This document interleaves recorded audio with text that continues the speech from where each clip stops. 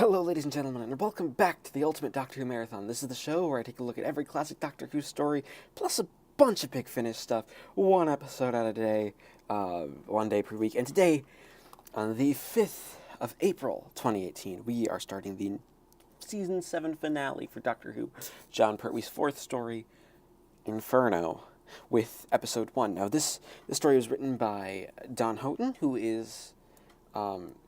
he is a new writer to the show. He didn't write anything before this, and he, oddly enough, got the season finale spot for this season.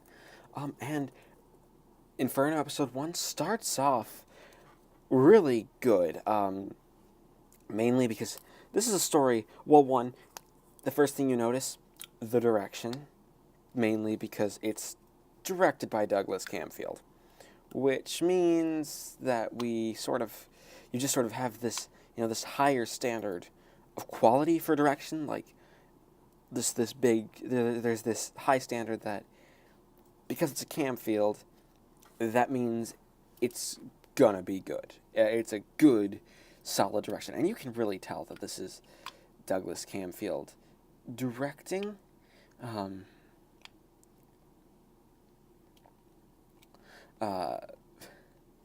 He directed this very well.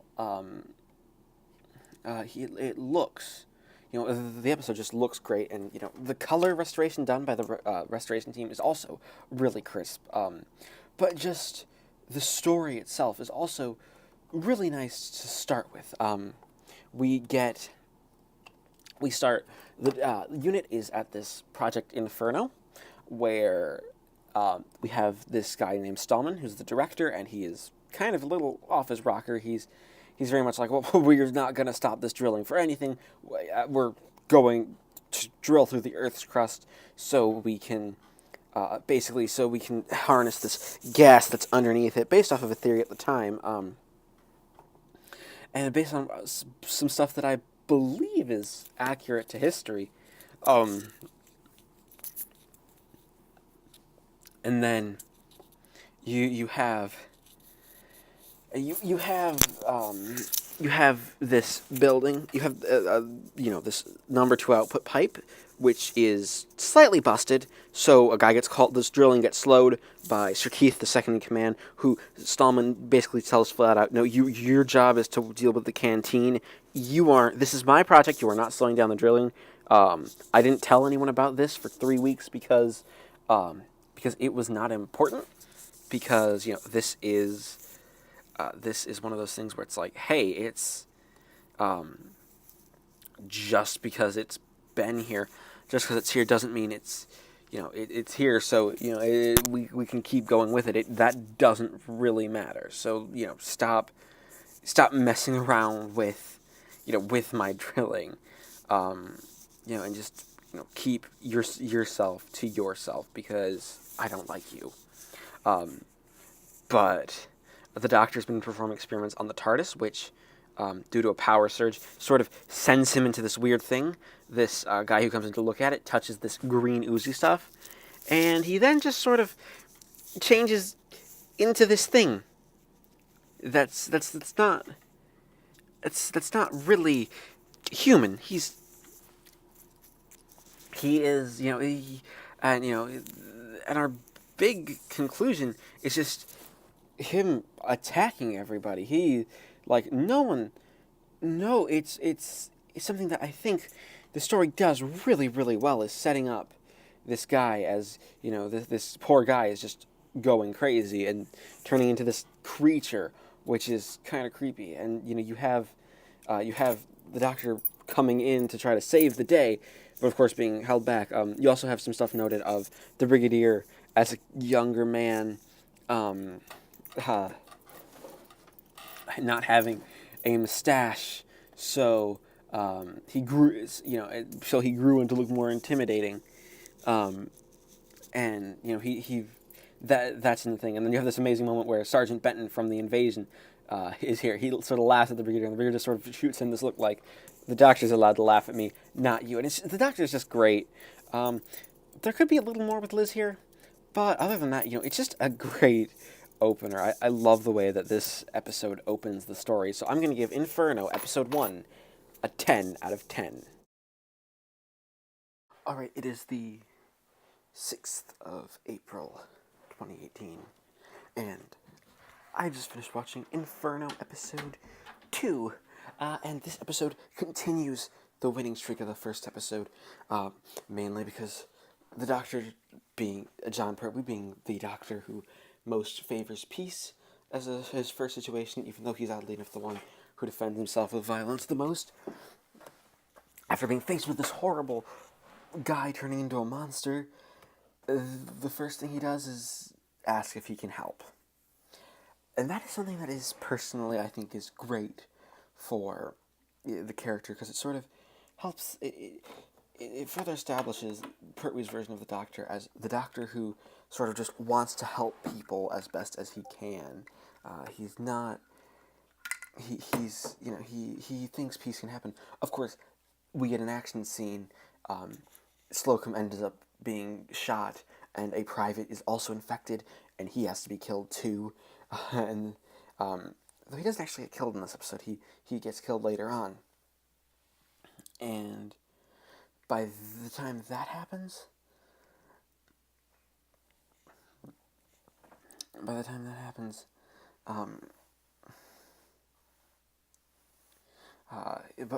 happens, we get to this point. We get to the cliffhanger of the episode, which I don't want to discuss right now, because it's a cliffhanger that it's a cliffhanger that is not only very, very good, sort of works, but it's one that sort of only works if well, it only works if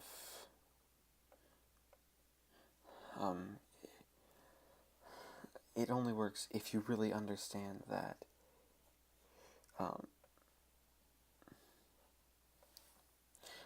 that, you know, if everything continues to be mainly a and one of those just important stories, you have a lot of stuff with the Doctor essentially being forced to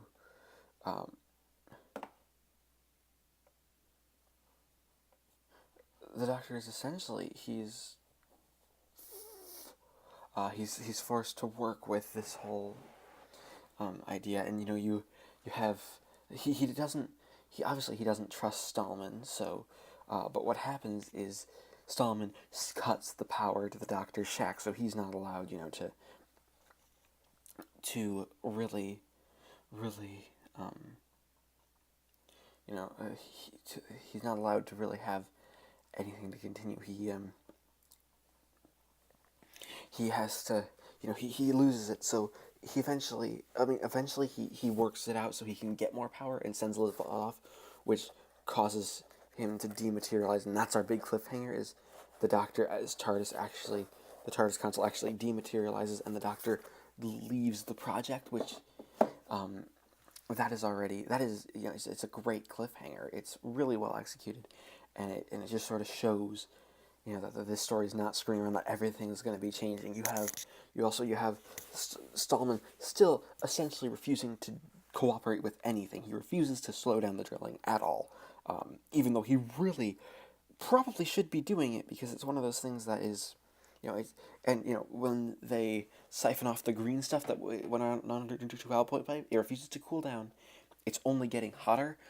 They're going to put it in a deep freeze. People want to just get protector levels. Stallman's like, screw it. He grabs the thing. It leaks onto his hand, and he throws it in, and then he starts to act weird, like even weirder than normal. Like, there's a computer chip that he takes out. The Doctor catches him. The Brigadier then is at the Doctor's throat for like, well, you can't just threaten a guy. And then, well, that doesn't just happen. The Doctor then, the Doctor then, the Doctor then figures figures everything out, and well, you have the Doctor. He just essentially just escapes, and that's the cliffhanger. You have Stallman basically going crazy. So we don't know where the story's going to go from here. And this is just one of those episodes to really get you invested in the story, and then want you to start watching again. Keep coming back. So I'm going to give Inferno episode 2 another 10 out of 10. Alright, it is the 9th of April 2018, and I just finished watching episode 3 of Inferno. And this episode is where, well, this is where everything really, I guess you can say it starts to heat up. Mainly, this is the episode where the first half of the episode is sort of dedicated to the Brigadier and Liz trying to get Solomon basically to restore power to the Doctor's hut because he's disappeared. And they obviously want to get him back because this is not a good situation. Like they need the Doctor. They can't go on without him. They need his help, and he's just sort of a necessary part of the operation, of the unit operation and the unit team. By this point, he's essentially he's sort of the brains of the operation. And Solomon refuses to do it. And Solomon still refuses to slow down, even though, a lot of things are getting worse. The Doctor reappears in his warehouse, but everything's empty, and there's this weird poster on the wall, and it says Unity Strength, and basically this is the episode where the Doctor's been put into a parallel universe. And this is one of the few times a parallel universe actually really comes up with Doctor Who. It never happens often, but this is really, really interesting the way it's done. I really like the way the way it's introduced in this episode. You have this slow reveal. You see Benton, his uniform's a bit weird, but then he starts shooting at the Doctor, and the Doctor starts to run. It's like, and so the Doctor fights his way through, because it's like, well, my garage door opener thing doesn't work, and I need to get back. So he goes into the project, which is 3 hours ahead. He notices Liz, who doesn't recognize him, and she has black hair. And she sort of puts him under arrest, basically because they think he's a traitor and a spy, because he obviously. The Doctor has information. He knows what's going on with this project. And, they're gonna be ready to they're gonna shoot him just in cold blood because, he's a traitor and a spy. I think the idea is that this is, like, Britain under fascist rule. So, that's kind of an interesting thing, that you have this interesting sort of change in the story. You have the Doctor being sort of taken out of things, as it were. And John Pertwee plays it really well. I love John Pertwee's delivery in this episode. He just does an excellent job. Then we meet the Brigadier, who doesn't have a mustache and has an eye patch, which that sort of means that line about where I see why you grew that mustache and all the way back in episode 1 was some really good foreshadowing for this one. Like, this episode's script is just this story script as a whole has been on point with just, like, sort of building up and taking point by point by point towards basically towards a conclusion, which is really, really solid. And that's something that I praise the story for doing, that it actually tries to to take things, not only just take things slow, but take things in a way that is sort of logical. But we have one of the soldiers, I think his name is Private Wyatt, get touched by the green slime, and he starts to transform. And the second half of the episode is just a really good, really solid action scene of the Doctor, trying to attack. The Doctor initially doesn't want to kill him. He tries to get him to calm down, and he tries the diplomatic approach, but he ends up killing him. And the cliffhanger: the Doctor's about to be shot by Benton, who the kindly Sergeant Benton is tough in this universe, and that is that's something that I really, really like. So much so that I'm going to give Inferno episode 3 a 10 out of 10. Alright, it is the 10th of April 2018, and I just finished watching Inferno episode 4, and this episode is one that really sort of cements this idea of this parallel universe. Episode 3 really took place in the parallel universe, but episode 4 is really the first one to give us this idea of how the parallel universe works. It builds on this idea that the people living here, well, they aren't evil people. That's something that is very, very important, is that they aren't evil people. They are just people who made different choices. Liz Shaw, instead of becoming a scientist like she did in our version of events, in the Universe Prime, as I guess you could call it, decided to go into security instead. Um, Same with all our other characters. There's also because they're 3 hours ahead.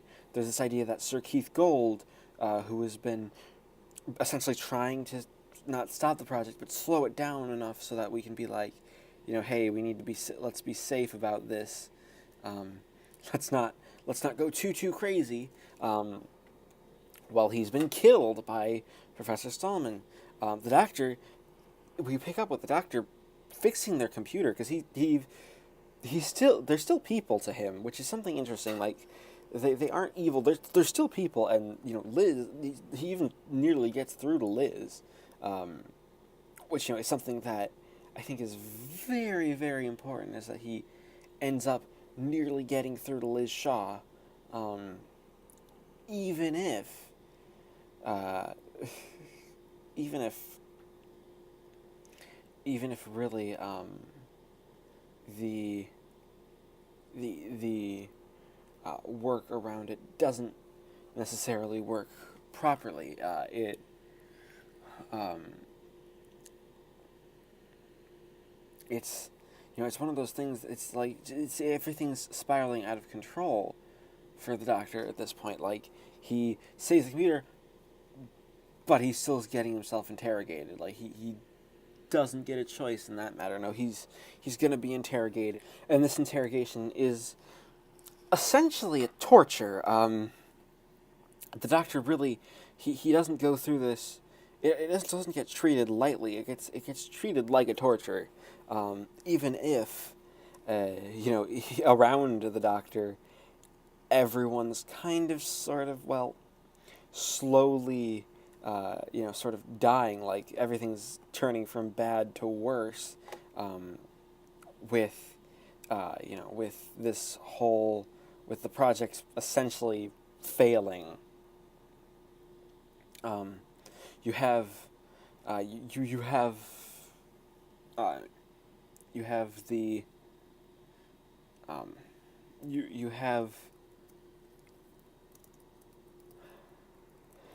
you have the interrogation not necessarily not going well for the doctor. You have Liz trying to help him as best as she knows how, but she really doesn't have much of a say in the matter, because she and there's this even point where she's like, oh, you must be one of those free speech movements, which is just one of those really, really interesting sort of ideas that this is that this is a fascist state. This is a state where things have gone wrong completely, and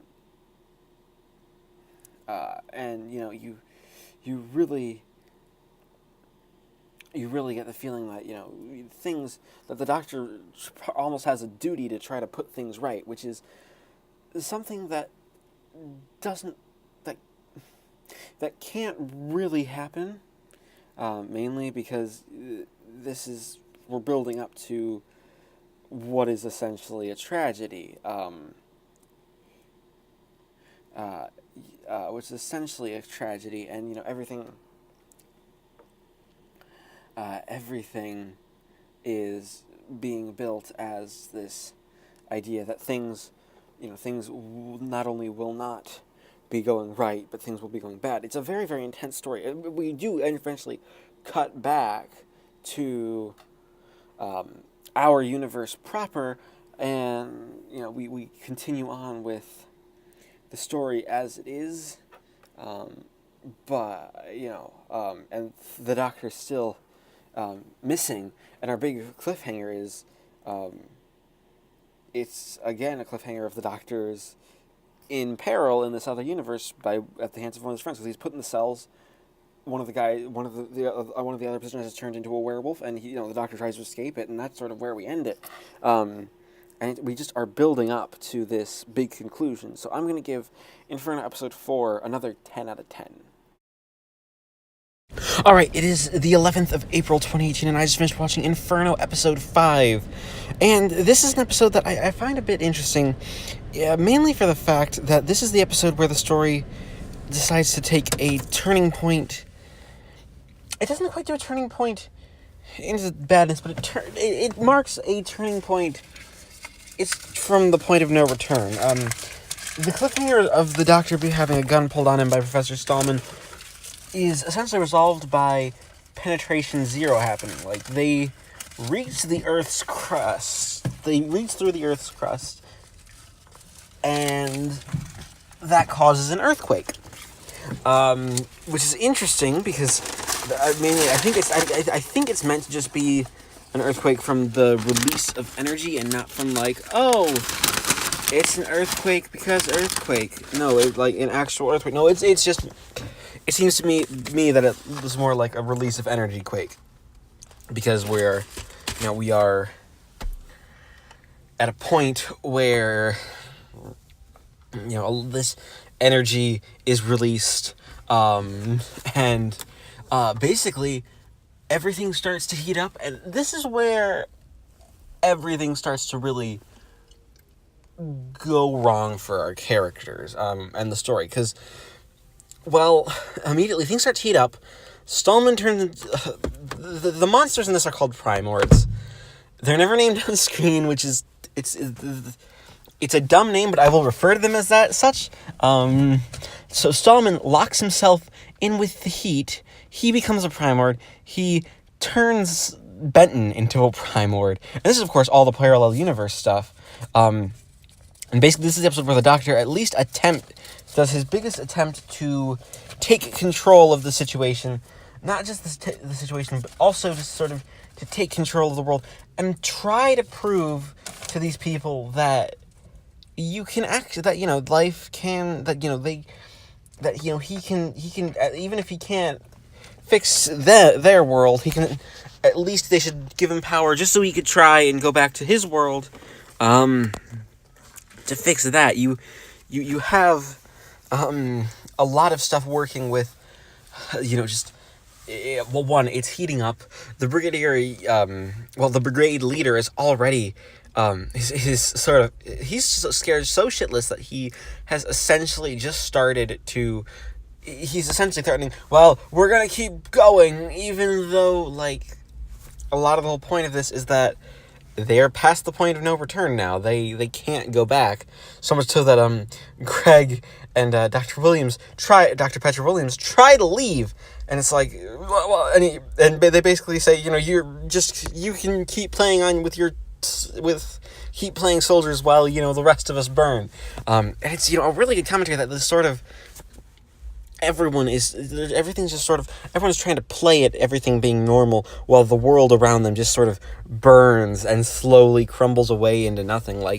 It's a very, very powerful, sort of message, and I really like where the story, the writer Don Houghton tries to take it.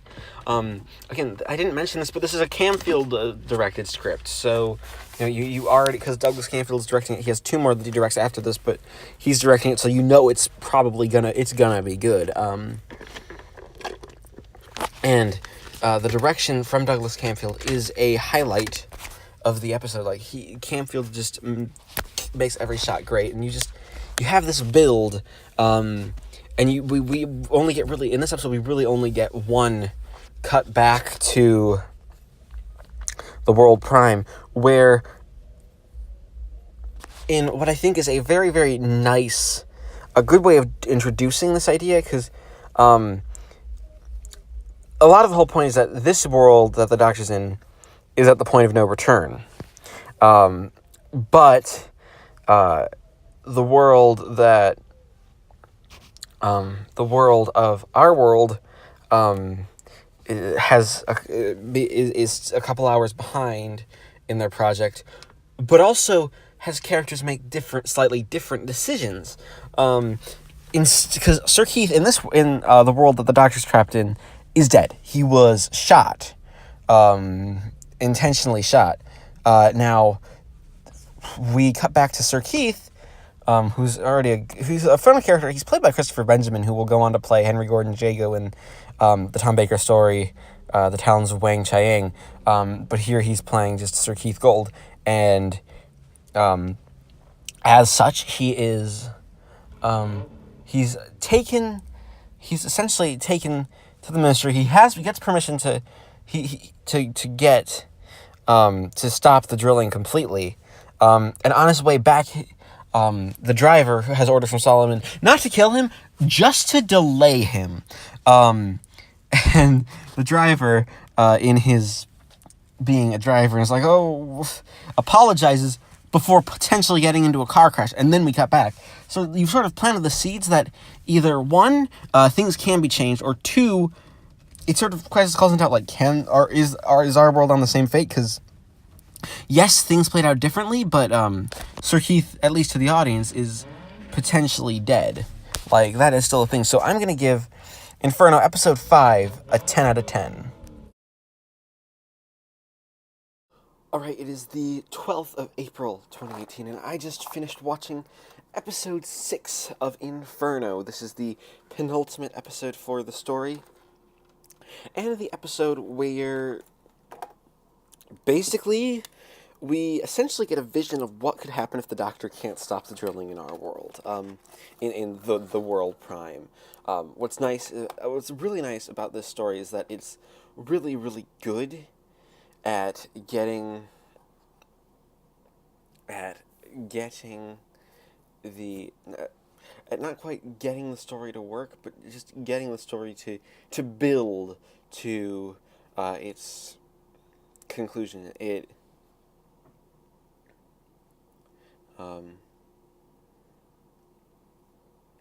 knows, it's one of those things that it's a story that you have to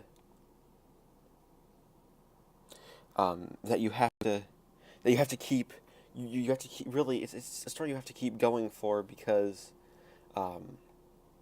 it's one of those ones where you know that this is probably going to be rough for everyone involved, but it's, you have everything building up to this conclusion. Mainly the fact that everything has everyone in the story is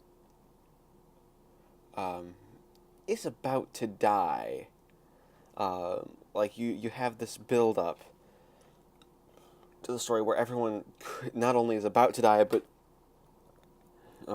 eventually does die. Like, that's the end. The end is that, like, a lot of this is we're trying to get the power right back into the TARDIS, just so the Doctor can actually have a way to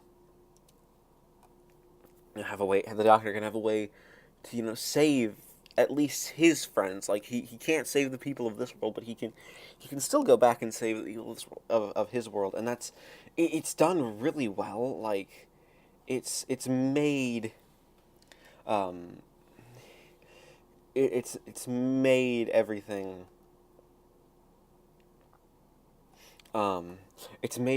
really feel like, like a complete story, and you really get the feeling that these things, they don't quite know. You don't quite know if it's gonna end. It's not gonna end well. So you're just sort of building to that finale, which is done really, really well. You have everybody, sort of getting that. You have that scared idea that things aren't, because things aren't going well.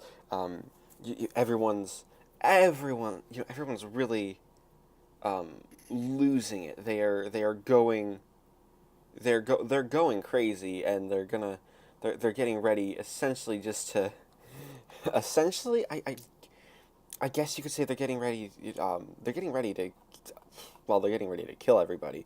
Um, and that's oddly enough, the episode ends with Liz actually sort of saving the doctor's life. Um, you have the doctor es- um, essentially given he's not he's given no time to think. He's like, right, you've got to save yourself. So because of this, you're not only just gonna save yourself, we're gonna make sure I'm gonna kill my commanding officer. And it's really good. Like, this story is really solid. It's really good at getting everything built up to the conclusion. So I'm gonna give Inferno episode 6 another 10 out of 10. Alright, it is the 13th of April 2018, and I just finished watching the final episode of Inferno. And I have to say, this episode ends the story out with a real bang. Like, we really end with, just everything, everything sort of, everything, working out, for the best, for the best possible response, even though, you have,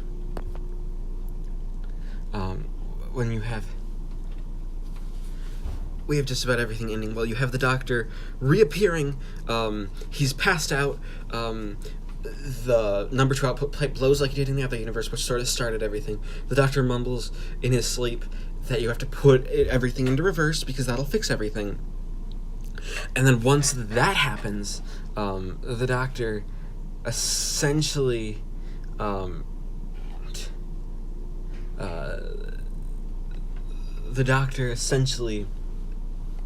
figures everything out, which is really nice. It's a very interesting way of doing things. You have everything being fixed because the doctor figures everything out just at the last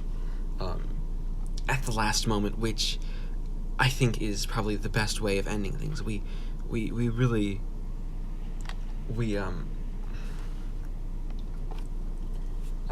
have everything.